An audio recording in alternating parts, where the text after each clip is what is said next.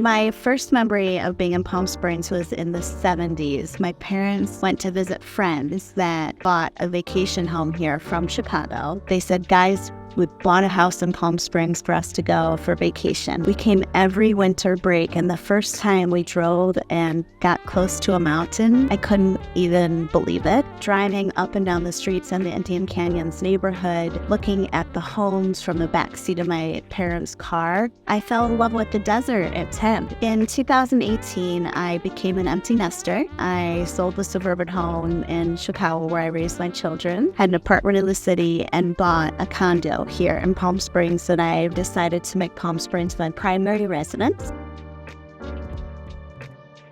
What drew me to this particular home was definitely the living room and the ability to live outdoors and indoors so seamlessly. But it took me a really long time to do this renovation because I wanted to honor the architecture and maintain the footprint of the home. But with my background being in hospitality and the restaurant business, and I cook and entertain for my friends and family quite frequently, I was really struggling with the location of the kitchen. It was on one end of the home. I drew and I sketched and I planned, and I drew and I sketched and I planned. I had a porta potty outside for almost 2 years because I moved the kitchen to where the dining room and the breakfast room were. I also expanded the main bedroom suite and took a little bit of space out of the guest suite to make my design studio a little bit bigger, and also the bathroom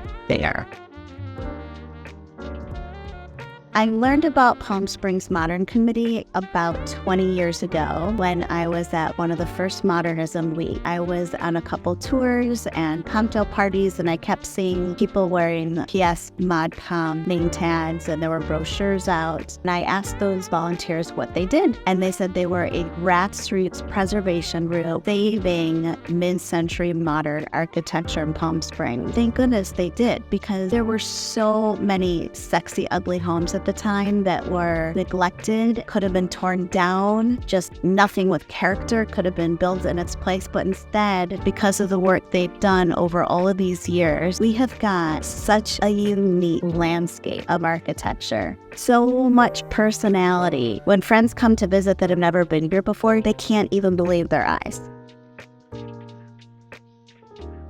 One of the things that I really loved most about what we're doing today is the Education Committee. We've created a phenomenal curriculum that we're teaching in the local school where the kids are hands-on, making models, learning about desert modernism, learning about mid-century modernism, so that they really appreciate where they live, see the beauty in it, and then they're exposed to different career opportunities in the area of designing, building. We offer scholarships to kids that want to go on to study architecture and design. And actually, when this home was under construction, I hosted a field trip. I spoke about interior design, my general contractor talk, my plumber was here, my electrician, my landscaper, just so these middle school kids knew that there are some fantastic opportunities for them in this industry.